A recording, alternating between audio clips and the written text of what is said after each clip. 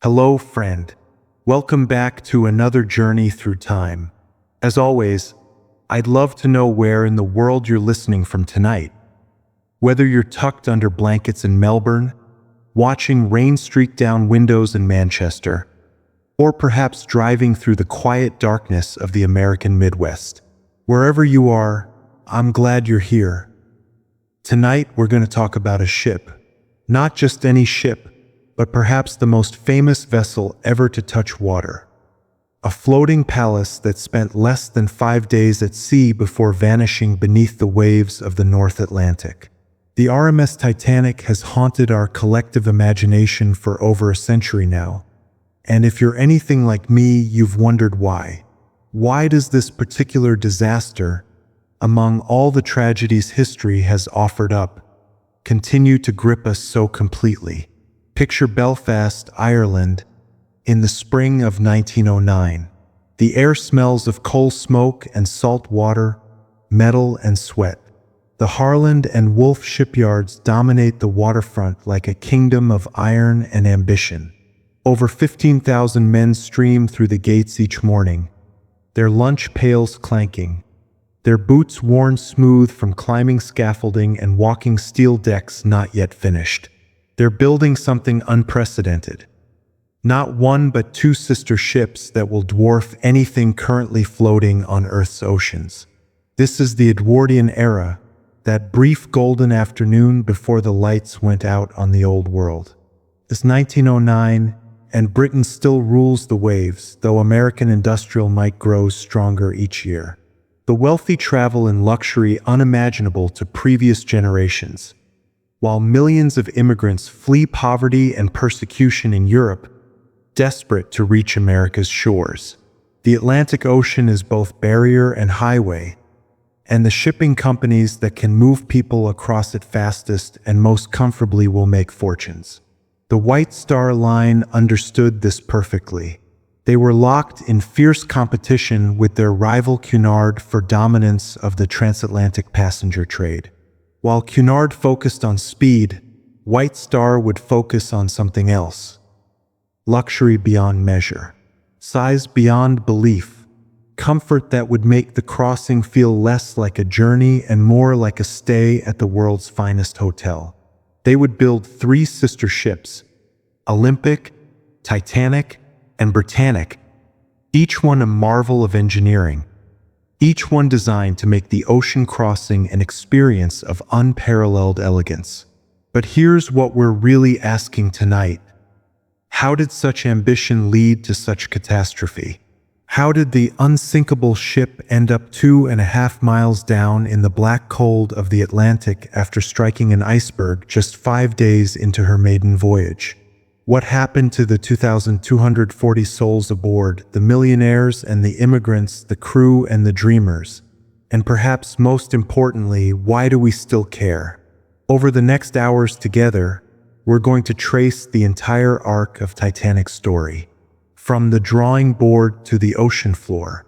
From the spark of an idea at a dinner party in London to the moment in 1985 when a submersible's lights first illuminated her decaying bow section in the eternal darkness of the deep.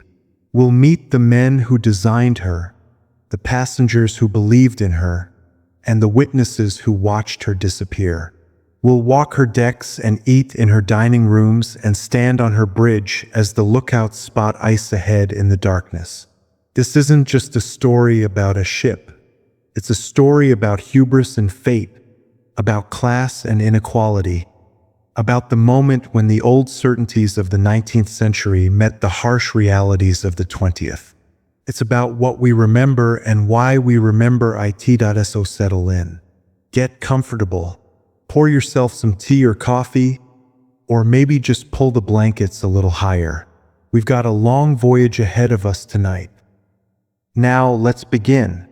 To understand Titanic, we first need to understand the world that dreamed her into existence. This story begins not in Belfast shipyards, but in the boardrooms and dining rooms of Edwardian high society, where men with vision and money gathered to solve a very specific problem. The year is 1907, and J. Bruce Ismay, chairman of the White Star Line, is having dinner at the London mansion of Lord William James Peary, chairman of the Belfast shipbuilding firm Harland and Wolff. These two men have known each other for years. Their companies have an exclusive arrangement. White Star only commissions ships from Harland and Wolff, and Harland and Wolff builds no vessels for White Star's competitors. It's a partnership built on trust, profit, and shared ambition. Over brandy and cigars, they discuss their mutual problem. Cunard Line, their fiercest rival, has just launched two revolutionary ships, Lusitania and Mauretania, that can cross the Atlantic at unprecedented speeds. White Star cannot match this velocity. Their ships are simply not built for it. So Ismay and Peary decide on a different strategy entirely. They won't compete on speed. They'll compete on size and luxury. They'll build ships so grand, so comfortable, so technologically advanced that the wealthy travelers of the world won't care if the crossing takes an extra day. The plan they sketch out that April evening in 1907 is audacious. 3 enormous sister ships, each over 880 feet long, each capable of carrying more than 3,500 people. These won't just be ships. They'll be floating cities, complete with swimming pools, Turkish baths, elegant restaurants, and staterooms that rival the finest hotels in London or New York. They'll be built to unprecedented safety standards, with a double-bottom hull and watertight compartments that can be sealed off in case of emergency. By July 1908, the design plans are approved. Thomas Andrews, Harland and Wolff's chief naval architect and Lord Peary's nephew, takes charge of the actual design work. Andrews is a perfectionist, a man who understands ships not just as machines but as living entities that must be nurtured into existence. He'll personally oversee every detail of the construction, and he'll later sail aboard Titanic on her maiden voyage to note any deficiencies that need correction. The first of the 3 sisters, Olympic, has her keel laid down in December 1908. She'll be the prototype, the ship that proves the design works.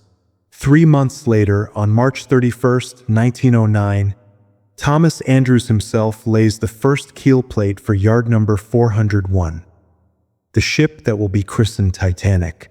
The name is chosen deliberately. In Greek mythology, the Titans were the old gods, beings of enormous power and scale. The name promises might and invincibility. The construction site becomes one of the industrial wonders of the age. Harland and Wolff builds 2 massive slipways, numbers 2 and 3, specifically to accommodate these giants. Olympic and Titanic rise side by side, their steel skeletons growing taller each week. Over 15,000 workers labor on the project. Riveters work in teams of 4, heating the rivets to red-hot temperatures and hammering them into place before they cool. The noise is deafening, a constant percussion of metal on metal that echoes across Belfast. This dangerous work. 8 men die during Titanic's construction, crushed by falling equipment or tumbling from scaffolding. Their deaths barely make the newspapers. Industrial accidents are common in 1909, the price of progress, easily forgotten in the rush toward completion. The workers themselves understand the risks. They earn good wages by the standards of the day, but they pay for those wages with their bodies and sometimes their lives. The ship takes shape slowly, organically. First the keel, then the frames, then the plating that gives her form. She grows larger than anything Belfast has seen, larger than seems possible. People come from miles around just to stand at the shipyard gates and gaze up at this Leviathan rising from the slips. She's beautiful in the way that powerful machines can be beautiful, all clean lines and purposeful engineering, every rivet placed with precision, every plate curved to channel water along her flanks. By early 1911, Olympic is ready for her maiden voyage. She sails in June, and the journey is a triumph. The wealthy passengers marvel at the luxury. The ship performs flawlessly. Captain Edward Smith, White Star's most senior and trusted commander, oversees the voyage personally, and both Ismay and Andrews sail aboard to observe how their creation handles the Atlantic. Everything they learn will be incorporated into Titanic, still under construction back in Belfast. But then, in September 1911, disaster nearly strikes. Olympic, under Captain Smith's command, collides with the Royal Navy cruiser HMS Hawke near the Isle of Wight. The damage is significant. Olympic needs extensive repairs, and Harland and Wolff diverts materials and workers from Titanic's construction to fix her elder sister. The maiden voyage of Titanic, originally planned for March 1912, is pushed back to April. This delay will matter more than anyone knows. But in the autumn of 1911, it seems like merely an inconvenience, a temporary setback in the grand march toward glory. The foundations have been laid. The design has been proven. The workers know their craft. Everything is proceeding according to plan, just slightly behind schedule. Soon, very soon, the world will see what Harland and Wolff and the White Star Line have wrought. Soon Titanic will take her place on the ocean, the largest movable object ever created by human hands. Soon she'll prove herself worthy of her mythological name. On the last day of March 1912, Titanic was officially completed and handed over to the White Star Line. After more than 3 years of construction, after tens of millions of man-hours and the labor of thousands, she was ready. Or as ready as she'd ever be. Thomas Andrews, ever the perfectionist, kept a notebook filled with minor adjustments he wanted to make. A coat hook here, better ventilation there, but these were details. The ship herself was sound, magnificent even. She was 882 feet long and weighed 46,000 tons. Her hull rose 175 feet from keel to boat deck. She had 9 decks for enormous funnels, though one was merely decorative, used for ventilation, and accommodations for 2,435 passengers plus 892 crew members. To walk from her bow to her stern would take several minutes at a brisk pace. To truly explore her, to wander through all her public rooms and corridors, her cargo holds and engine rooms, would take days. The ship was organized with rigid precision, both architecturally and socially. This wasn't accidental. Titanic's design reflected the class structure of Edwardian society with almost architectural exactness. First class occupied the choicest real estate, amidships, where the motion of the sea would be felt least, and on the upper decks where light and air were abundant. Second-class passengers enjoyed accommodations that on any other ship would have been considered first class. Comfortable cabins, a proper library, a smoking room. And third class, where the majority of passengers would travel, was located at the extreme bow and stern. Deep in the ship where the noise of the engines rumbled constantly and the pitch and roll of the ocean were most pronounced. But even third class on Titanic was a revelation. Unlike the open berths and communal sleeping quarters of traditional steerage, Titanic offered actual cabins with bunks, wash basins in many rooms, and dining facilities that served proper meals on china plates. White Star had calculated that treating third-class passengers well was good business.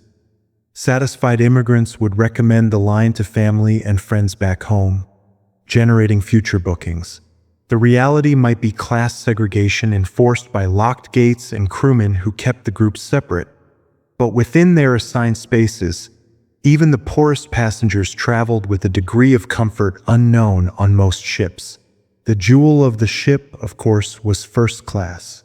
Here, money had transformed a vessel into a palace. The grand staircase swept upward through 6 decks under an ornate glass dome. its oak panels carved with cherubs and garlands. The first-class dining saloon could seat over 500 people for meals served on the finest china and crystal. There was a swimming pool, a Turkish bath complete with cooling room and hot room, a squash court, and a gymnasium equipped with the latest exercise machines. The most expensive suites included private promenades, sitting rooms, and bedrooms decorated in period styles. Louis XVI, Jacobean, Italian Renaissance. The ship's systems were equally impressive. 3 enormous engines powered her, 2 4-cylinder reciprocating engines and 1 low-pressure turbine. Together they could drive her through the water at a cruising speed of 21 knots, with a maximum speed slightly higher. She had her own electrical plant, her own heating and ventilation systems, her own water purification. She was, in effect, a self-contained city that happened to float. Safety features received particular attention. The hull was divided into 16 watertight compartments, separated by bulkheads fitted with doors that could be closed either manually or electrically from the bridge.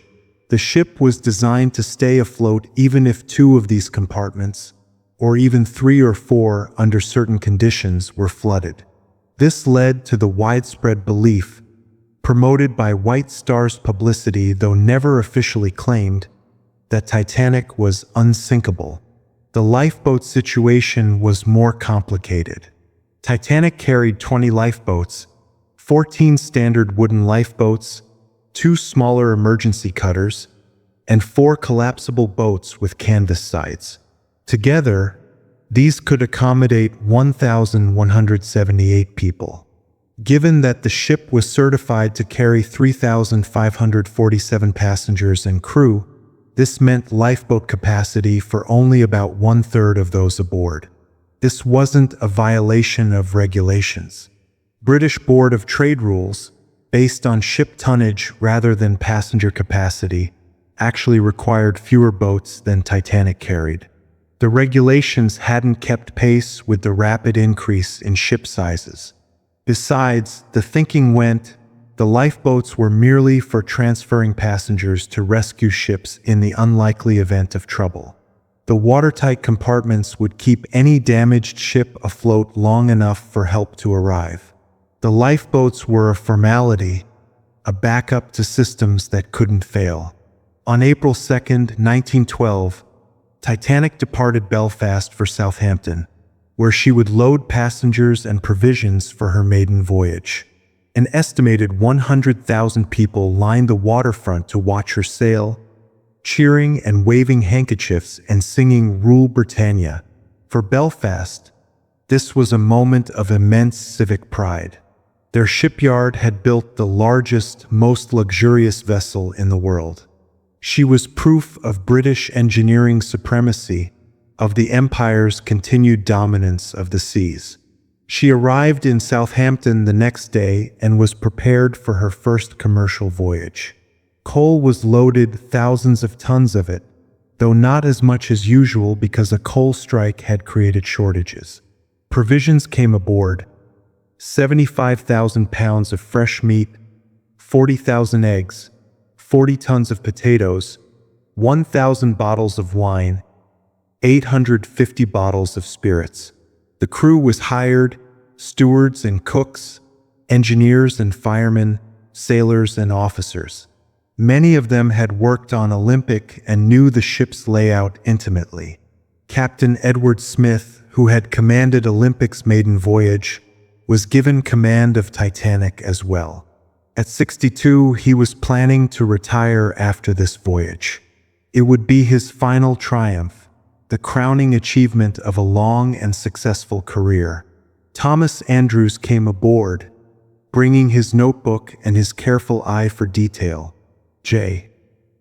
Bruce Ismay, the White Star chairman who had conceived this entire class of ships, would also make the voyage. For both men, this was more than a business trip. It was the culmination of years of planning and work, the moment when their vision would finally prove itself on the world stage. The ship was ready. The crew was ready. The world waited to see what this marvel could do. Wednesday, April 10th, 1912, dawned clear and bright over Southampton. By noon, the dock beside Titanic was a scene of controlled chaos. Passengers arriving in automobiles and carriages, porters hauling steamer trunks and hat boxes, families saying tearful goodbyes, children pressing their faces against the windows of the boat train from London. The passengers boarding that day represented a cross-section of the transatlantic world, though vastly unequal in wealth and prospects. In first class came some of the richest people in America and Europe. Colonel John Jacob Astor IV, at 47, was one of the wealthiest men in the world, with a fortune estimated between $90 and $150 million, equivalent to nearly $5 billion today. He was traveling with his new wife Madeline, just 18 years old and 5 months pregnant. Their marriage had scandalized New York society because Astor had divorced his first wife to marry her, and they'd spent the winter in Egypt and Paris waiting for the gossip to die down. Benjamin Guggenheim, heir to a mining fortune worth $3.5 million, came aboard with his mistress, traveling as her secretary. Isidor Straus, 67, co-owner of Macy's department store, embarked with his wife Ida, his companion of over 40 years. There was also industrialist George Dennick Wick, millionaire streetcar magnate George Widener, and dozens of others, the cream of American capitalism, returning from European holidays. But first class wasn't only American millionaires. There were British aristocrats, Argentine ranchers, Canadian businessmen. There were honeymooning couples and families with children. There was Margaret Molly Brown, a Denver socialite whose husband had struck gold in Colorado's mining fields. There were artists and writers, military men and society ladies, each with their own reasons for making the crossing. Second class held a different kind of passenger, school teachers and clergymen, middle-class families emigrating to America, tourists and small business owners. These were respectable people of moderate means who could afford comfort but not luxury. Many were traveling in family groups. Their accommodations on Titanic would have been first class on most other ships, and they knew it. They felt fortunate. Third class was where the real humanity of the voyage concentrated. Over 700 immigrants from a dozen countries, speaking a dozen languages. There were Swedes and Irish, Italians and Lebanese, Russian Jews fleeing pogroms and English laborers seeking better wages. Young men traveling alone to find work and send money home. Mothers with small children going to join husbands who'd emigrated months or years earlier. Entire families carrying everything they owned, gambling their lives on the promise of America. The cheapest third-class ticket cost about £7, equivalent to 3 or 4 weeks' wages for a skilled laborer. For many passengers, this represented their life savings, the accumulated sacrifice of years. A few were returning to America after visits home, but most were emigrating forever. They'd sold their possessions, said goodbye to everything familiar, and committed themselves to an unknown future across 3,000 miles of ocean. Shortly after noon, Titanic's whistles blasted their departure signal, a sound so loud it could be heard for miles. The tugs began pulling her away from the dock. But almost immediately, there was trouble. As Titanic moved through the narrow channel, the displacement of water from her enormous hull created powerful suction. The ropes holding the smaller ship New York to a nearby dock snapped like strings, and New York drifted toward Titanic on a collision course. Only quick action by the tugs and Titanic's own engines reversed at full power prevented a crash. The ships passed within 4 feet of each other. Some passengers took this as an omen. Most dismissed it as mere excitement. An hour late, Titanic finally cleared Southampton and set course for Cherbourg, France, where more passengers would board that evening. At Cherbourg, anchored in the outer harbor because she was too large for the port itself, Titanic took on 142 first class, 30 second class, and 102 third class passengers. Tender ships ferried them out to the great liner. Then, at 8:10 p.m., Titanic raised anchor and set course for Queenstown, Ireland, her final stop before the Atlantic crossing. They reached Queenstown on the morning of April 11th. Here, 123 more passengers boarded, 7 second class and 113 third class, mostly Irish emigrants. A handful of passengers also disembarked, including a young man named Francis Brown, a Jesuit seminarian who'd been given a ticket to sail from Southampton to Queenstown as a gift. Brown had brought his camera and spent the voyage photographing the ship and her passengers. The photographs he took would become some of the last images of Titanic and her people before the disaster. His Jesuit superior had telegraphed him at Queenstown, ordering him not to continue to New York. That telegram saved his life. At 1:30 p.m. on April 11th, Titanic raised anchor for the last time. She turned her bow westward and began the Atlantic crossing proper. Ahead lay 1,800 miles of open ocean. The weather was perfect, clear skies, calm seas, excellent visibility. Captain Smith set a course that would take them south of the usual shipping lanes to avoid the ice fields that drifted down from Greenland this time of year, but not too far south. There was a schedule to keep. The ship settled into her routine. In first class, passengers promenaded on the boat deck, took tea in the palm court, dressed for elaborate dinners. In second class, families explored the ship, children ran and played, adults made friends with fellow passengers. In third class, young men gambled and drank in the general room, mothers tended children in the cramped cabins, everyone dreamed of America. Down in the boiler rooms, 176 firemen worked in shifts, shoveling coal into 159 furnaces that fed the enormous boilers. The heat was infernal, the work backbreaking. Up in the engine rooms, engineers monitored the great reciprocating engines and the turbine, making constant small adjustments. On the bridge, officers stood watch, scanning the horizon, checking the ship's position, maintaining course and speed. Everything worked exactly as designed. The ship was a triumph. Not once did she achieve her maximum speed. Captain Smith was saving that for the return voyage, after any minor mechanical issues had been identified and corrected. But she maintained a steady 21 to 22 knots, eating up the miles, carrying her 2,200 souls westward toward New York and whatever fate waited in the darkness ahead. For 3 perfect days, April 11th, 12, and 13, Titanic proceeded across the Atlantic in conditions that seemed almost providential. The weather remained clear and mild. The sea was unusually calm, what sailors call a flat calm, with barely a ripple to disturb the surface. The ship performed flawlessly, her engines running smooth and steady, her decks scarcely vibrating despite the enormous power being generated below. Life aboard settled into the rhythms of luxury travel.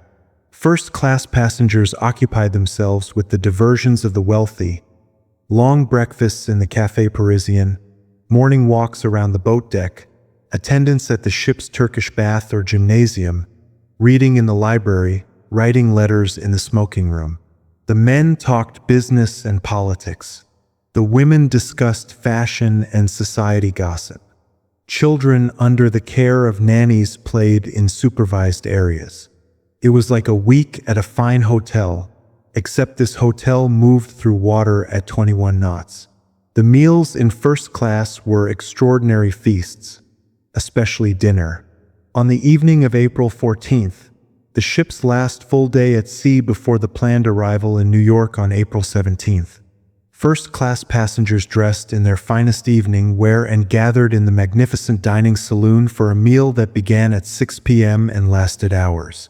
There were 11 courses: raw oysters, consommé, poached salmon, filet mignon, lamb with mint sauce, roast duckling, sirloin of beef, pâté de foie gras, Waldorf pudding, peaches and chartreuse jelly, French ice cream, fresh fruit, cheese, coffee, and cigars. Colonel Astor and his young wife dined quietly at their table. Isidore and Ida Strauss, married for decades, enjoyed each other's company as they'd done thousands of times before. Benjamin Guggenheim entertained his companions with stories. Margaret Brown charmed everyone at her table with her wit and irreverence. The scene glittered with jewels and gaslight, with crystal and silver, with the easy confidence of people accustomed to the best of everything. Second class enjoyed their own pleasures, perhaps more genuine for being less affected. Their dining room served excellent food: roast turkey, curried chicken, spring lamb, and the portions were generous. The library was well stocked. The smoking room was comfortable. For many second-class passengers, especially those emigrating to new lives, this was the finest accommodation they'd ever experienced. They savored it. Down in third class, the atmosphere was more boisterous, more alive with nervous energy and hope.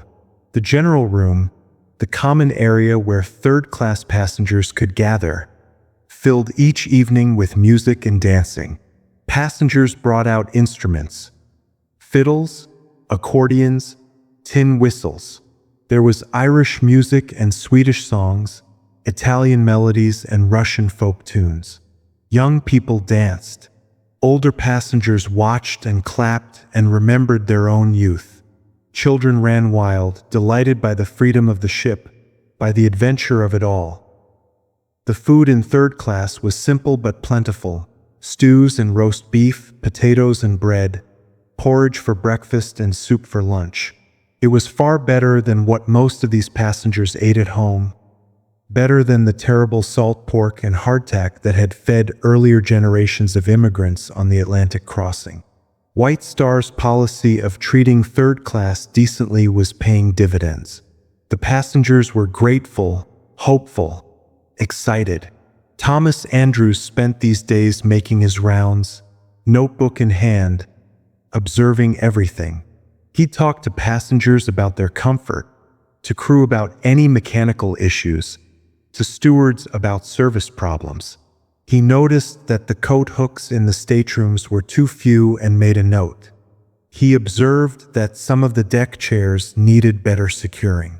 He spoke with the engineers about oil consumption and with the bakers about oven temperatures. For Andrews, the ship was never finished, could always be improved, perfected, made better. J. Bruce Ismay also moved through the ship, though with different purpose. He was here to see his triumph, to bask in the successful realization of his vision. He dined with Captain Smith and discussed speed. The ship could go faster, Ismay noted. Why not arrive in New York on Tuesday night instead of Wednesday morning? Think of the publicity. Captain Smith was non-committal. He was a cautious man, and this was the ship's maiden voyage. Better to proceed carefully, arrive safely, and save the speed runs for later voyages when they knew the ship better. The wireless operators, 2 men from the Marconi Company, not actually White Star employees, were overwhelmed with message traffic. Wealthy passengers wanted to send telegrams to business associates in New York, to friends in London, to family everywhere. The wireless room processed hundreds of messages, earning fees for each one. The operators, especially the senior operator Jack Phillips, were exhausted. They'd been up late the previous night repairing equipment. Now they struggled to keep up with the commercial traffic, the personal messages, the steady stream of words flowing through the air. Among those messages, lost in the noise, were ice warnings. Ships ahead of Titanic, the Coronia, the Baltic, the Nordam, the America, all reported encountering ice fields in the ship's path. The messages reached Titanic's wireless room. Some were delivered to the bridge. Some were not, considered unimportant by the overwhelmed operators.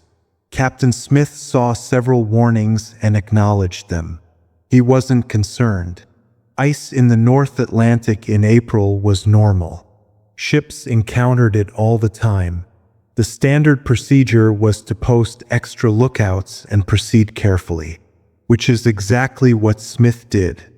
On the evening of April 14th, as first-class passengers finished their sumptuous dinner and second-class passengers settled into after-dinner card games and third-class dancers spun to fiddle music, the ship maintained her course and speed. The temperature had been dropping all day, falling from the 50s into the 40s and then lower. By 9 p.m., it was below freezing. Officers on the bridge ordered the ship's carpenter to make sure fresh water supplies wouldn't freeze. They knew what the dropping temperature meant. They were approaching ice seat at 9:40 p.m. Another ice warning came in from the steamer Mesaba. Enormous ice field directly in Titanic's path, dozens of miles wide, filled with bergs and pack ice. This message never reached the bridge. Jack Phillips, exhausted and busy with commercial traffic, didn't pass it on. At 10 p.m., First Officer William Murdoch took over the watch on the bridge. The night was extraordinarily clear but moonless. The stars blazed overhead with unusual brightness, their light reflecting off the calm sea. Visibility seemed excellent, but appearances deceived. Without moon or wind, there would be no telltale waves breaking against the base of any icebergs.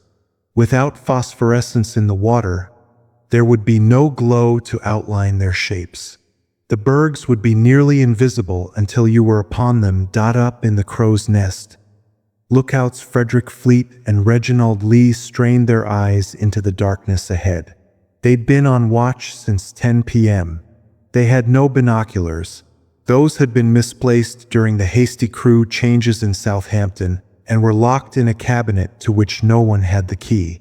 They relied on their eyes alone, watching the flat black sea ahead for any irregularity, any shadow, any difference in the darkness. The ship steamed on at 22.5 knots, about 26 miles per hour. Below decks, most passengers had retired for the night. In the boiler rooms, the firemen stoked the furnaces. In the engine rooms, the great reciprocating pistons rose and fell, driving the enormous bronze propellers through the cold water. On the boat deck, a handful of hardy passengers took a final turn in the frigid air before it was 11:39 p.m. when Frederick Fleet saw something ahead. A dark shape rising from the darker sea, directly in the ship's path. For an instant, he couldn't believe it. Then training took over. He grabbed the bell rope and struck 3 sharp rings. Object ahead. He grabbed the telephone to the bridge. "What did you see?" The officer answered. "Iceberg right ahead." Fleet said. "Thank you," came the reply, calm and professional. On the bridge, First Officer Murdoch immediately ordered hard a starboard, which in the old helm commands meant turning the wheel to port, swinging the ship's bow to the left. He ordered the engines stopped and then reversed. These were exactly the right actions according to his training. But it was already too late. The iceberg was less than 500 yards away, and Titanic, at her speed and size, needed at least half a mile to significantly alter course. For 37 seconds, the ship turned. Her bow began to swing to port, away from the berg. For a moment, it seemed like she might miss it, but the margin was too thin. At 11:40 p.m., Titanic's starboard side made contact with the iceberg somewhere below the waterline, near the bow. The berg scraped along the hull for several seconds, opening a series of small gashes in the plates. buckling seams, popping rivets. Most passengers felt nothing more than a slight grinding sensation, a faint shudder running through the ship. Many didn't wake. Those who were awake barely noticed. The ship didn't dramatically lurch or shake. There was no terrible crash, no screaming metal, just a gentle, almost imperceptible contact. And then the berg was drifting past, already fading into the darkness astern. Up on deck, chunks of ice had fallen onto the forward well deck. Some passengers came out to investigate, picked up pieces of ice, joked about drinks with genuine iceberg ice. Below, in the boiler rooms, the reality was grimly different. Water had begun pouring into the forward compartments. First one, then another, then another. The firemen scrambled up escape ladders as the water rose around them. The damage was catastrophic, though no one yet knew how catastrophic.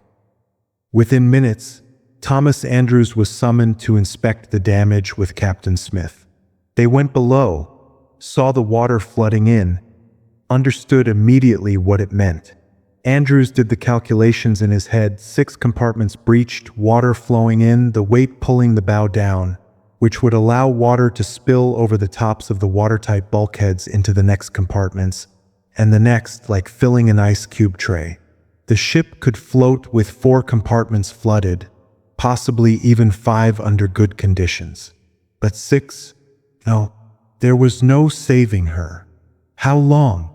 Smith asked. An hour, Andrews said. 2 at most. The unsinkable ship was doomed, and most of the 2,200 people aboard her had no idea that anything was wrong.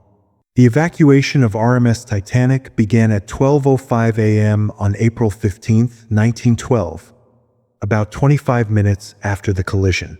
Captain Smith, faced with the unthinkable reality that his ship was sinking and would take most of her passengers with her unless help arrived quickly, ordered the lifeboats uncovered and the crew to begin evacuation procedures. But nothing in the crew's training or experience had prepared them for this moment. Lifeboat drills had been perfunctory at best. A full drill scheduled for the morning of April 14th had been canceled for reasons never explained. Many crew members didn't know which lifeboat stations they were assigned to. The passengers knew even less. There had been no safety briefing, no instruction on where to go or what to do in an emergency, so the evacuation proceeded haphazardly, improvised by officers doing their best under impossible circumstances. Second Officer Charles Lightoller took charge of the port side boats. First Officer William Murdoch handled the starboard side. They interpreted Captain Smith's order, "Put the women and children in and lower away," differently. Lightoller understood it to mean women and children only, and he refused to let men board even when boats had empty seats. Murdoch took it to mean women and children first, allowing men to board if no women or children were waiting. This difference in interpretation had fatal consequences. Lightoller launched boats with 30 or 40 people in them when they could hold 65. He believed empty seats were preferable to any man surviving at the expense of a woman who might later appear. Murdoch filled his boats more completely, but even he couldn't convince many passengers that the danger was real. The ship seemed so solid, so stable. The night was freezing cold. The lifeboats looked small and fragile. Many passengers, especially in first class, refused to believe that this enormous, luxurious vessel could actually sink. The first lifeboat, number 7, lowered at 12:45 a.m. with only 28 people aboard despite a capacity of 65. The davits worked properly, there had been tests, but the crew was uncertain and the passengers reluctant. Women didn't want to leave husbands. Families didn't want to separate. The lights were still blazing. The deck still felt solid underfoot. It seemed absurd to climb into a tiny boat and be lowered 70 feet down to the black water. Meanwhile, the wireless operators sent distress calls. Jack Phillips worked frantically at the Marconi set, tapping out CQD, the standard distress signal, and the newer SOS. CQD, CQD, SOS, SOS. Come at once. We have struck an iceberg. Position 41.46 N, 50.14 W. CQD, SOS, Titanic. Multiple ships received the signal. The closest was Californian, stopped for the night about 20 miles away because of ice. But Californian's wireless operator had gone to bed at 11:30 p.m., frustrated by being told off by Phillips earlier for interrupting with ice warnings. Californian never received the distress call. The ship that did respond was Carpathia, 58 miles to the southeast. Her captain, Arthur Rostron, received the distress call at 12:20 a.m. and immediately ordered his ship turned around and driven at maximum speed toward Titanic's position. But Carpathia's top speed was only 14 knots. Even pushing the engines to their limits, it would take nearly 4 hours to reach the sinking ship. As the minutes passed, Titanic's bow sank deeper. The forward well deck went under. Water crept up toward the bridge. The angle of the deck grew steeper, making it harder to walk, harder to launch boats. Still, the evacuation proceeded with agonizing slowness. The crew had to hack away the ropes securing the boats to the deck. The davits had to be swung out. Passengers had to be convinced to board. Women had to be separated from husbands. Children had to be handed over the rail. And all the while, the ship sank deeper, tilted further, while the officers tried to maintain order and calm in a situation that was neither orderly nor calmed in third class. The evacuation was even more chaotic. The gates between third class and the upper decks were locked. Not from malice, but from immigration regulations that required steerage passengers to be kept separate to prevent the spread of disease. Some gates were eventually opened by crew members, but many third-class passengers got lost in the maze of corridors, unable to find their way to the boat deck. Language barriers made communication difficult. Some didn't even know the ship was sinking. By 1 a.m., the reality was becoming undeniable. The forward part of the ship was clearly lower in the water. The tilt of the deck was noticeable. Some passengers finally began to panic, rushing for the remaining boats, but others still couldn't grasp what was happening. The band famously kept playing cheerful ragtime tunes at first, trying to maintain normalcy, then later shifting to hymns as the end became apparent. Isidore and Ida Strauss were offered seats in a lifeboat. Isidore refused to board before younger men. Ida refused to leave without her husband. "We have lived together for many years," she said. "Where you go, I go." They were last seen sitting together on deck chairs, holding hands. Benjamin Guggenheim and his valet changed into their evening clothes. "We've dressed in our best," Guggenheim reportedly said, "and are prepared to go down like gentlemen."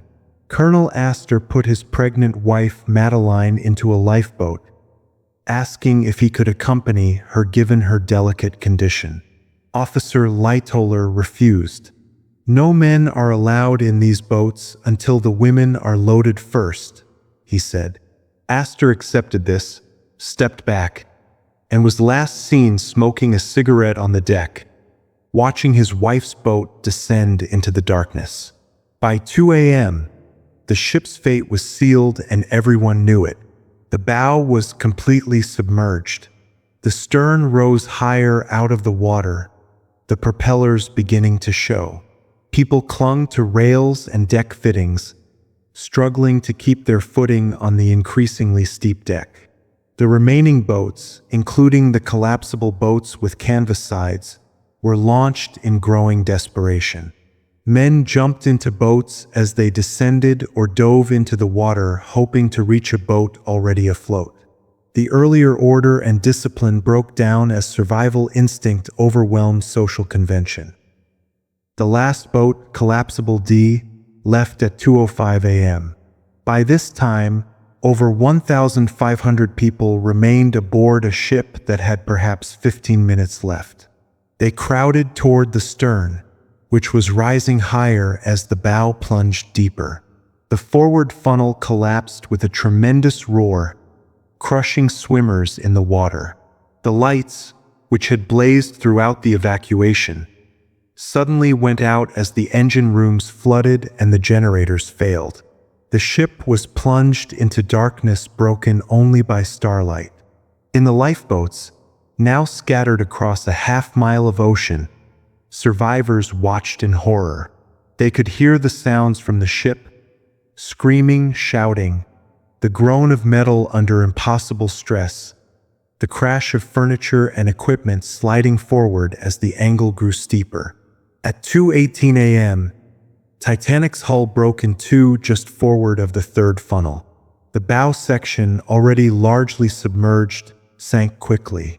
The stern, briefly settling back almost level, paused for perhaps a minute before beginning its own final plunge. At 2:20 a.m., 2 hours and 40 minutes after striking the iceberg, RMS Titanic vanished beneath the surface of the Atlantic Ocean. More than 1,500 people went into the 28-degree water. The cold was immediately, overwhelmingly lethal. Within minutes, most had died of hypothermia or drowned. Their cries for help echoed across the water, reaching the lifeboats where survivors huddled in the darkness. Some boats rowed back toward the cries, trying to pick up swimmers. Most did not, afraid of being swamped by desperate people. The cries gradually weakened, faded, stopped. By 2:40 a.m., the sea was almost silent. 706 people survived in the lifeboats. Over 1,500 had died, 68% of everyone aboard. At 4 a.m., Carpathia arrived and began picking up survivors. The rescue took hours. The last lifeboat was retrieved at 8:30 a.m. Carpathia's crew and passengers gave up their cabins, their clothing, their food to the traumatized survivors. Then Carpathia turned and headed for New York, carrying the living and the terrible knowledge of what had been lost. Before we continue forward, we need to pause and understand what exactly was lost in those cold April waters. Not just a ship, though Titanic herself was a masterpiece that would never be duplicated. Not just 1,500 lives, though each of those deaths was a tragedy that rippled through families and communities. What sank with Titanic was something larger, a certain kind of confidence, a belief in progress and technology, a faith that human ingenuity had conquered the ancient dangers of the sea. Think about what Titanic represented in April 1912. She was the physical embodiment of Edwardian certainty, the conviction that the modern world had moved beyond the limitations and dangers that plagued earlier generations. Her designers had solved every problem. Her builders had crafted perfection. Her watertight compartments made her unsinkable, or so everyone believed. The very idea that she could be lost on her maiden voyage, in calm seas, within 4 days of sailing seemed impossible. This wasn't foolish arrogance, exactly. It was the natural product of decades of remarkable progress. The 19th century had seen steamships replace sailing vessels, iron and steel replace wood, electric lights replace candles and oil lamps. Telegraph cables spanned oceans. Railroads crossed continents. Cities that had been filthy and disease-ridden were being transformed by sanitation and medicine. Every year brought new marvels. Why shouldn't ships be safe? Why shouldn't technology have mastered the North Atlantic? Titanic was supposed to prove this. She was the largest moving object ever created by human hands. She carried wireless equipment that could communicate with shore stations hundreds of miles away. She had electric elevators, heated swimming pools, advanced navigation equipment. She represented the cutting edge of everything the industrial age could accomplish. If this perfect ship, could sink, then what was safe? What was certain? The passenger list itself represented a kind of pinnacle, the wealthy and powerful of the age, traveling in the finest luxury ever devised. These weren't just rich people. They were the titans of industry and commerce, the people who had built the modern world. John Jacob Astor's real estate and investments had literally shaped New York City. Benjamin Guggenheim's family mining empire extracted the metals that fed America's factories. Isidore Straus's department stores had revolutionized retail. These were consequential people, accustomed to controlling their environment, to making things happen through will and money. And for 3 days aboard Titanic, it seemed like they controlled even the ocean. They dined on ortolan and foie gras. They sipped champagne in rooms paneled with oak from English forests. They strolled decks that would have made palace corridors jealous. The ship worked perfectly. The weather cooperated. Everything proceeded exactly as planned. This was the peak of what their civilization could accomplish. The marriage of luxury and technology, wealth and engineering, comfort and power. Even the third-class passengers, poor though they were by comparison, were experiencing something historically remarkable.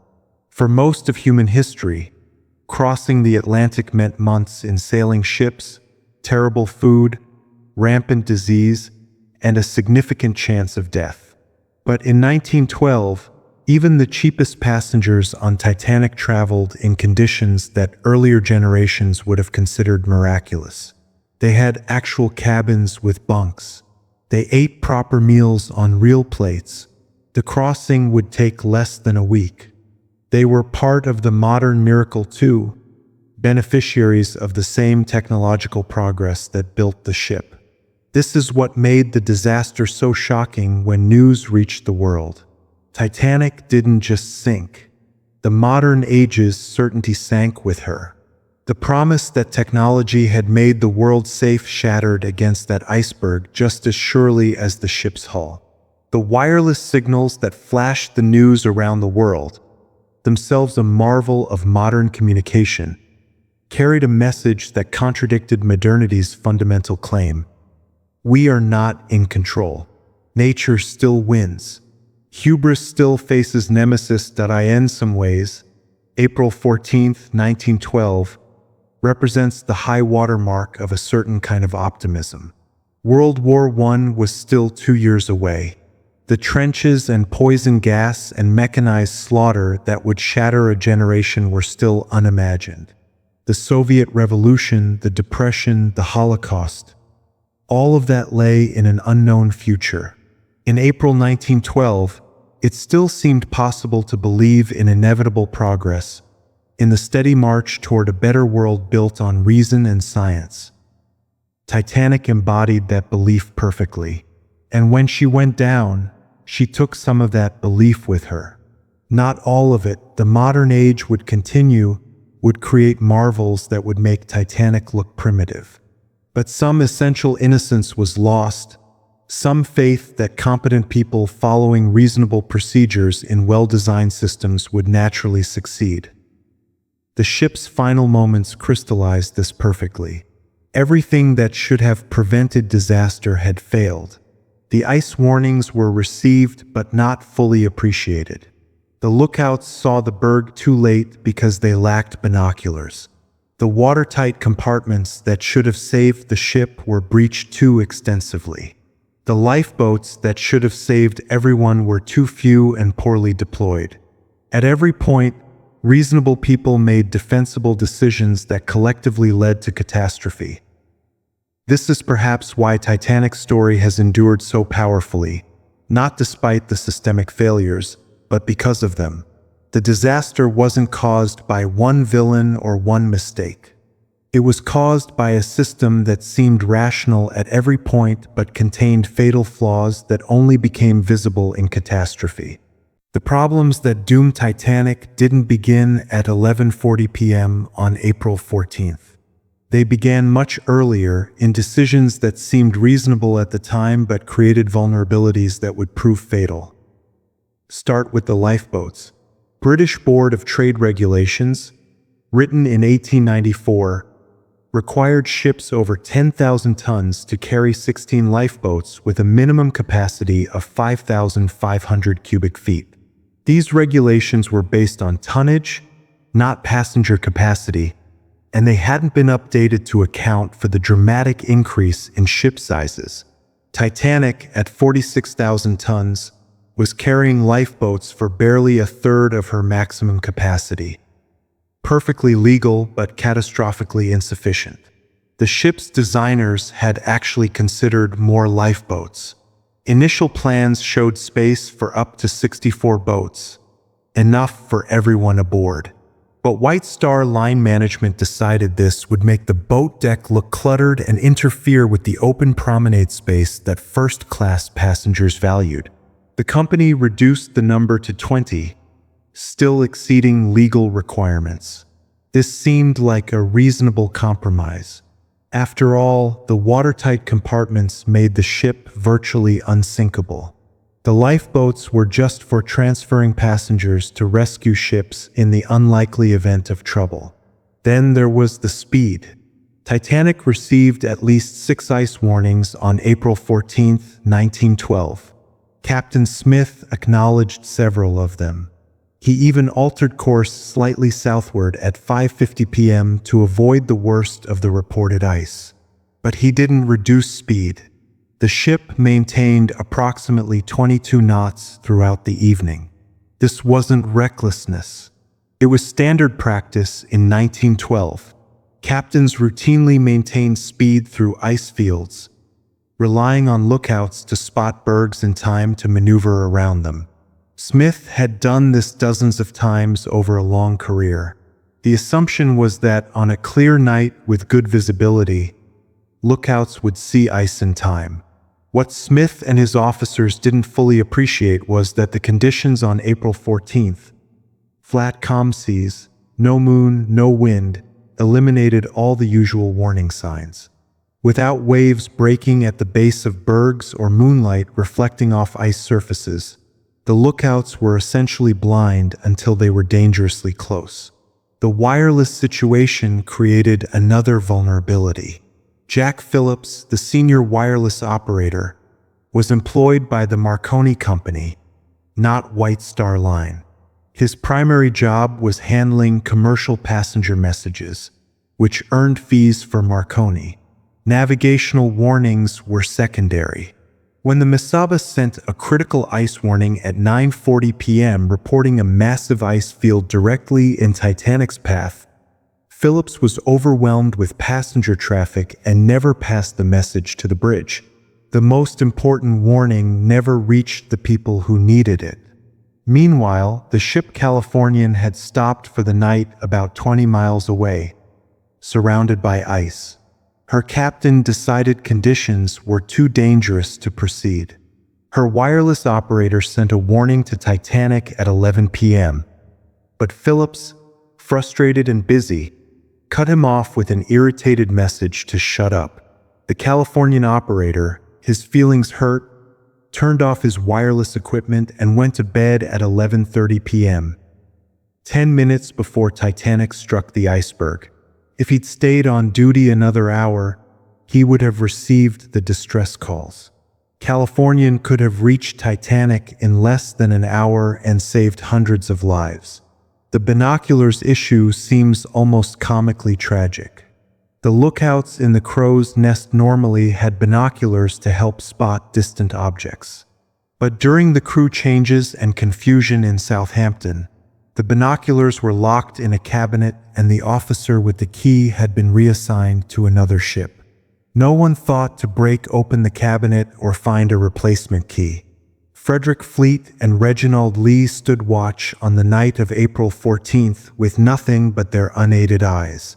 Fleet would later testify that with binoculars, he could have spotted the iceberg soon enough to avoid it. Even the lifeboat drill contributed to the disaster. Captain Smith had scheduled a drill for the morning of April 14th, which would have familiarized crew and passengers with evacuation procedures. For reasons never fully explained, he canceled it. When the actual emergency came, crew members didn't know their stations. Passengers didn't know where to go, and the entire evacuation proceeded in confusion and improvisation. Officers launched boats half-empty because they didn't know the davits could handle fully loaded boats. Passengers refused to board because they didn't understand the danger. Precious time was wasted on miscommunication and uncertainty. None of these issues individually would have caused disaster. Ships operated with inadequate lifeboats all the time. Captains routinely maintained speed through ice fields. Wireless operators prioritized commercial traffic. Binoculars got misplaced. Drills were canceled. These were normal operational variations, the kind of small imperfections that exist in any complex system. But on the night of April 14th, they all came together. The ice field was enormous and directly in the ship's path. The weather conditions eliminated visual cues. The critical warning never reached the bridge. The lookouts lacked binoculars. The ship was traveling at 22 knots. The nearest help was either unable to receive distress calls or too far away to arrive in time. And when disaster struck, there weren't enough lifeboats and nobody really knew how to use the ones they had. At 11:39 p.m., Frederick Fleet spotted the iceberg. He rang the bell 3 times and telephoned the bridge. First Officer Murdoch immediately ordered hard a starboard, attempting to swing the bow to port and avoid the berg. He also ordered the engine stopped and then reversed. These were the correct actions according to his training.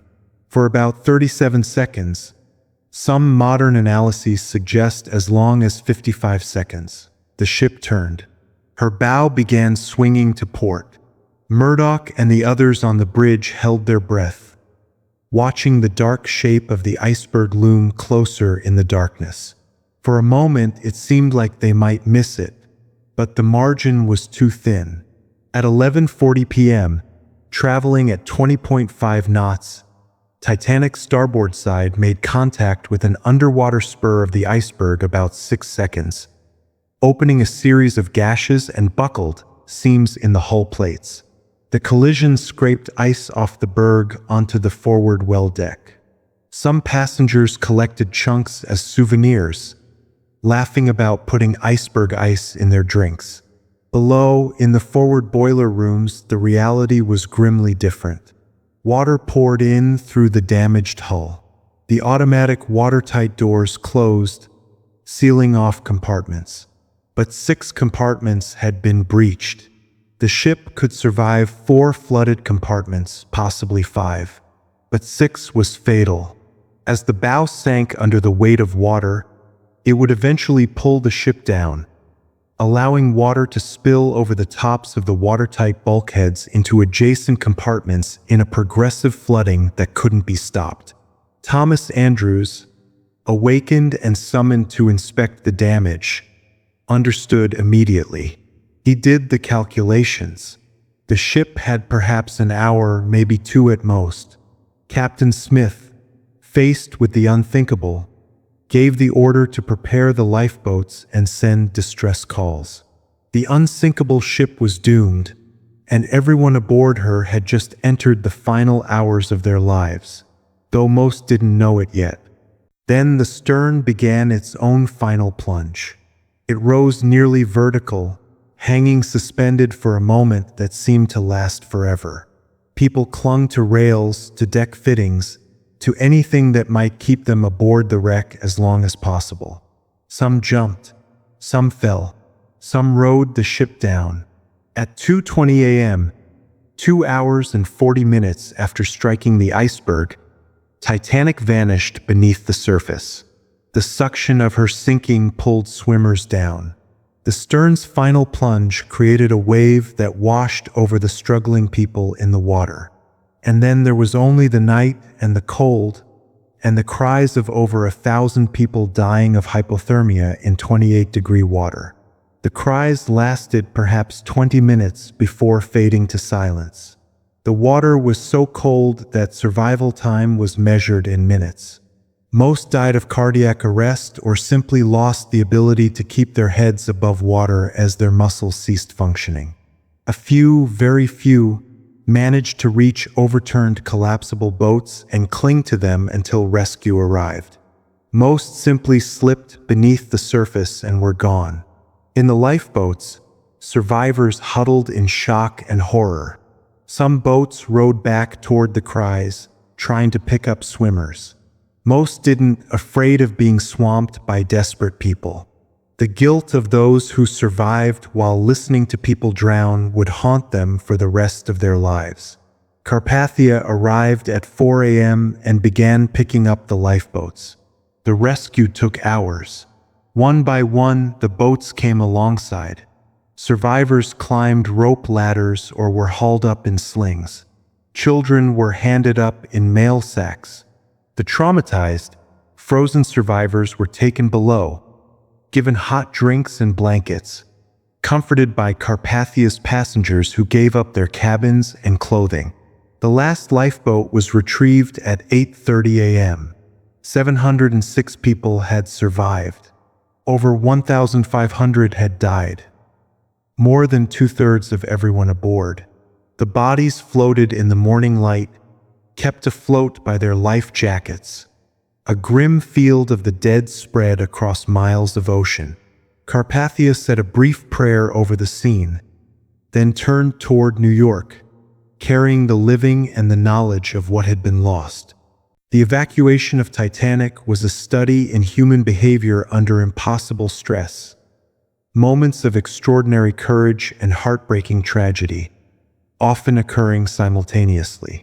As the ship's bow sank deeper into the Atlantic and her stern rose higher into the frigid air, social order both held firm and completely dissolved. Depending on where you looked at in first class, many passengers initially refused to believe the danger was real. Women in evening gowns and men in dinner jackets stood on the boat deck in 28-degree weather, shivering and confused, unable to accept that this enormous, solid, brightly lit vessel could actually be sinking. The first boats went down half empty because people wouldn't board them. Better to stay on the warm, stable ship than climb into a tiny wooden boat and be lowered 70 feet into black water. Officer Lightoller, in charge of the port side boats, interpreted Captain Smith's "women and children first" order as "women and children only." He physically prevented men from boarding even when boats had empty seats. His reasoning was ironclad in his mind. If even one man took a seat that might later be needed by a woman or child, that would be unconscionable. Better to launch boats partially filled than to risk denying any woman her chance at survival. On the starboard side, First Officer Murdoch took a different approach. Women and children first, but men could board if no women were waiting. This seemingly small difference in interpretation had enormous consequences. Murdoch's boats left fuller. More people survived from the starboard side. But even Murdoch couldn't overcome the fundamental problem. There weren't enough boats and time was running out. The stories from that night are almost unbearable in their intimacy. Isidore and Ida Strauss, married for decades, were offered seats in a lifeboat. Isidore refused to board before younger men. Ida refused to leave without her husband. They gave their lifeboat seats to Ida's maid and were last seen sitting together in deck chairs, holding hands as the water rose around them. Their bodies were never recovered. Colonel John Jacob Astor helped his pregnant wife Madeline into Lifeboat 4, then asked Officer Lightoller if he could accompany her given her condition. Lightoller refused. No men until all the women were safe. Astor accepted this without argument, stepped back, lit a cigarette, and watched his wife's boat descend. He went down with the ship, His body was recovered days later, crushed by the falling funnel, his pockets containing $2,500 in cash and a gold watch. Madeline survived and gave birth to their son 4 months later. Benjamin Guggenheim and his valet changed out of the life jackets they'd been wearing and put on their finest evening clothes. "We've dressed in our best and are prepared to go down like gentlemen," Guggenheim reportedly told a steward. His body was never found.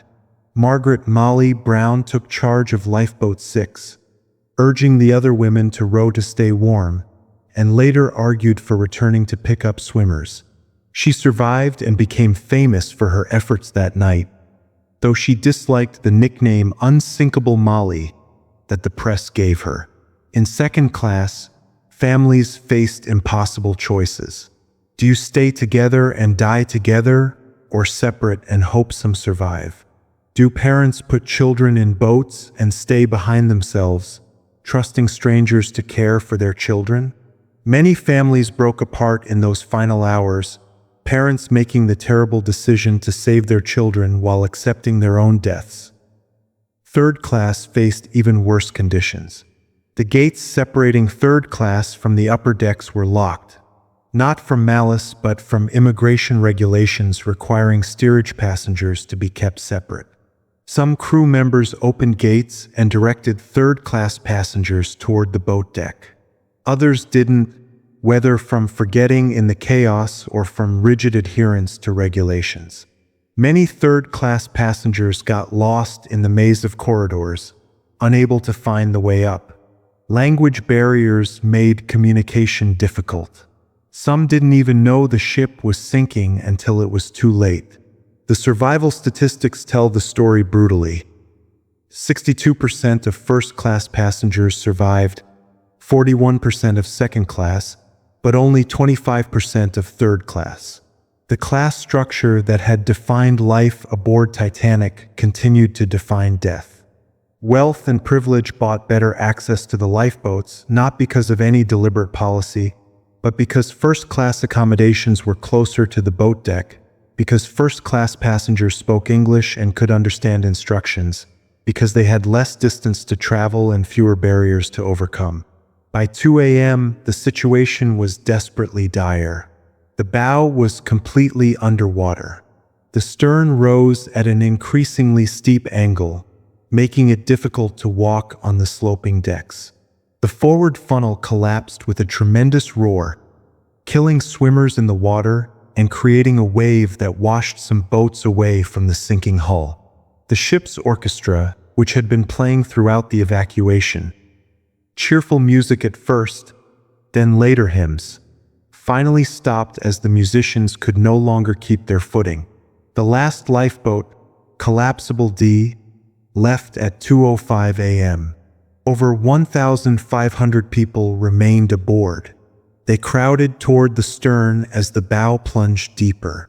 Some prayed, some screamed, some stood silently, accepting what was coming. The lights, which had blazed throughout the evacuation, a symbol of human defiance against the darkness, suddenly went out as the engine rooms flooded and the generators failed. At 2:18 a.m., the enormous stress of the tilted position became too much for the ship's structure. The hull broke in two just forward of the third funnel, the metal tearing apart with sounds that survivors described as like the roar of thunder or an enormous sheet being ripped. The bow section, already mostly submerged, sank immediately. The stern settled back almost level for perhaps 30 seconds, giving those still aboard a brief, false hope. News of the disaster reached the world slowly, confusingly, in fragments that contradicted each other and fed desperate hope. The first wireless messages from Titanic indicated trouble but not catastrophe. Then came reports that all passengers were safe, being transferred to other ships. Then silence. Then gradually the horrible truth emerged. Titanic had sunk. Most aboard were dead. The unsinkable ship had been lost on her maiden voyage. The response was immediate and overwhelming. In New York, thousands gathered at the White Star Line offices demanding information about loved ones. In England, whole towns mourned, Southampton especially, where many crew members had lived, where hundreds of families now faced life without fathers, brothers, sons. In Ireland, where many third-class passengers had boarded, the loss devastated communities that had already given up so many to emigration. The wealthy dead dominated the headlines. John Jacob Astor, Benjamin Guggenheim, Isidore and Ida Strauss. These were names that mattered to newspapers, people whose deaths seemed to symbolize something larger than individual tragedy. But most of the dead were ordinary people, immigrants and crew members, whose names filled columns of small print but warranted no individual obituaries. Their deaths mattered no less, but the world paid them less attention. Carpathia docked in New York on the evening of April 18th, 4 days after the sinking. Thousands lined the waterfront in the rain. The survivors came down the gangway, many still wearing the clothes they'd worn when they entered the lifeboats, some wrapped in blankets, all marked by what they'd experienced. They were immediately besieged by reporters, by family members, by officials demanding statements. Some collapsed, some refused to speak, some told their stories over and over, as if repetition might make sense of the senseless. The inquiries began immediately. The U.S. Senate convened an investigation the very next day, determined to understand what had happened and who was responsible. The British Board of Trade followed with their own inquiry weeks later. Survivors testified, often contradicting each other, their memories already fragmenting under trauma and media pressure. Officers tried to explain decisions made in moments of crisis. White Star Line officials defended their procedures. Marconi Company representatives explained wireless protocols. What emerged was a portrait of systemic failure. The regulations were inadequate, lifeboats calculated by tonnage rather than passenger capacity. The procedures were flawed, no proper boat drills, confusion about evacuation protocols. The communication was deficient, critical ice warnings never reaching the bridge, Californians' wireless operator asleep during the crisis. The design had vulnerabilities, watertight bulkheads that didn't extend high enough, a hull that couldn't withstand breaching 6 compartments. But there was no single villain, no one person whose criminal negligence had caused disaster. Captain Smith had followed standard practices. The crew had done their best under impossible circumstances. White Star Line had complied with all regulations. Harland and Wolff had built the ship to the highest standards of the day. Everyone involved had made reasonable decisions that collectively led to catastrophe. This was perhaps more frightening than if there had been a clear culprit. If even competent people following reasonable procedures could produce such disaster, then what was safe? The inquiries made recommendations. More lifeboats, mandatory boat drills, 24-hour wireless watch, ice patrol services, standardized emergency procedures. These changes undoubtedly saved lives in future years. But they couldn't bring back the 1,500 people who died in the cold Atlantic water that April night. The breaking point wasn't just the physical snapping of Titanic's hull. It was the shattering of certainty, the moment when the modern age's confidence met undeniable reality. The disaster proved that size wasn't safety, that luxury wasn't protection, that confidence wasn't the same as competence. It proved that nature still had power over human creation, that hubris still faced nemesis, that the ocean gave up its dead only reluctantly, if at all. In the years that followed, Titanic faded somewhat from public consciousness. World War I broke out in 1914, bringing horrors that made even Titanic seem small by comparison. The 1920s roared forward with new enthusiasms and new disasters. Titanic became a historical footnote, a tragic story from a vanished world. But the ship never truly disappeared. She rested 2.5 miles down in the black cold of the North Atlantic, slowly decaying, slowly being consumed by rust and time and the creatures of the deep. And she waited, unknowing, for someone to find her and bring her story back to the surface. For 73 years, Titanic rested undisturbed in the darkness. 2.5 miles of water separated her from the surface world, crushing pressure that would turn a human body into pulp in seconds, eternal cold hovering just above freezing, complete absence of light except for the occasional bioluminescence of deep-sea creatures. The ship settled into two main pieces about 2,000 feet apart. The bow section, largely intact, plowed into the seabed at high speed and buried itself up to 60 feet into the mud. It came to rest upright, facing roughly north, its anchor chains still hanging over the bow, its hull gradually succumbing to rust and decay. The stern section, which had twisted and torn apart during the sinking, landed in much worse condition. A crumpled mass of wreckage, less recognizable, more thoroughly destroyed. Between and around these main sections lay a debris field spanning hundreds of yards. Everything that had been inside the ship when she broke apart spilled out during the descent. Boilers and deck machinery, furniture and dishes, luggage and personal items, wine bottles and cooking pots, and bodies, though the deep-sea creatures and bacteria consumed the soft tissue within years, leaving only shoes and clothing to mark where people had come to rest. The ocean began its work immediately. Rust-eating bacteria colonized the metal, creating rustic-less, icicle-like structures of oxidized iron that hung from every surface and slowly consumed the ship. Salt water corroded fittings and weakened structures. Slow, cold deep-sea currents pushed sediment into openings and slowly buried portions of the wreck.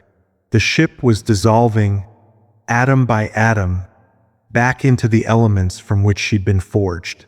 Meanwhile, on the surface, the story lived on in ways the dead couldn't know. The survivors carried their trauma forward into lives that were forever changed. Some spoke frequently about that night, compulsively returning to the memory. Others refused to discuss it, sealing the experience away in silence. Many married, had children, lived long lives marked by both the survivors' guilt and the survivors' determination to make their salvation meaningful. Milvina Dean, the youngest passenger aboard Titanic at just 2 months old, survived in a lifeboat with her mother and brother. Her father died in the sinking. She lived until 2009, the last living survivor, carrying forward a connection to an event she couldn't possibly remember. The disaster changed maritime law permanently. Ships were required to carry enough lifeboats for everyone aboard. Wireless watches became mandatory 24 hours a day. The International Ice Patrol was established to monitor icebergs in the North Atlantic shipping lanes and warn vessels of danger. Lifeboat drills became standard practice. These changes saved countless lives over the following decades, a positive legacy born from tragedy. But finding the actual wreck seemed impossible. The ocean was vast, the depth enormous, the technology inadequate. Several expeditions tried and failed in the decades after the sinking. The ship's last reported position was only approximate. Wireless navigation in 1912 was imprecise. The Titanic could be anywhere in an area of dozens of square miles. And even if you could pinpoint her location, how would you see her through 2.5 miles of black water? The breakthrough came from an unlikely source: the Cold War. In 1985, oceanographer Robert Ballard was conducting secret missions for the U.S. Navy, using deep-sea submersibles to locate and photograph sunken nuclear submarines. After completing the classified work, He had a few days of ship time remaining and decided to search for Titanic. Ballard's team had developed sophisticated deep-towed camera systems that could photograph the ocean floor. They knew from studying the sinking that Titanic had broken apart and left a debris trail. Rather than searching for the ship itself, they searched for this debris field, which would be much easier to spot. On September 1st, 1985, at 1:05 a.m., the camera system passing over the seabed transmitted an image of a ship's boiler, perfectly preserved, sitting on the ocean floor. Then another boiler. Then more debris. Ballard's team erupted in celebration, then fell silent as they realized the date. September 1st, 1985 was the 73rd anniversary of the sinking to within a few hours. They felt like they'd stumbled into a mass grave, which in a sense they had. Over the following days, the team photographed the wreck extensively. The images, transmitted to the surface and then broadcast worldwide, were haunting. The bow section was remarkably intact. You could still see the anchor chains, the railing where passengers had stood, the openings where windows and portholes had been. The stern was far more damaged, a twisted mass that testified to the violence of the ship's final moments. The discovery made international headlines and reignited public fascination with Titanic. Suddenly, the ship was real again. Not just a historical footnote, but an actual physical presence lying in the deep ocean. Ballard returned in 1986 with a manned submersible called Alvin and a small robot called Jason Jr., which could navigate inside the wreck. The interior photographs were ethereal, almost spiritual. Chandeliers still hanging in grand rooms. Tiles still on bathroom walls. A bathtub perfectly preserved. The remains of the grand staircase, collapsed but still recognizable. And everywhere, the rustic less, hanging like iron icicles, slowly consuming the ship. Ballard urged that the wreck be left as a memorial, undisturbed and protected.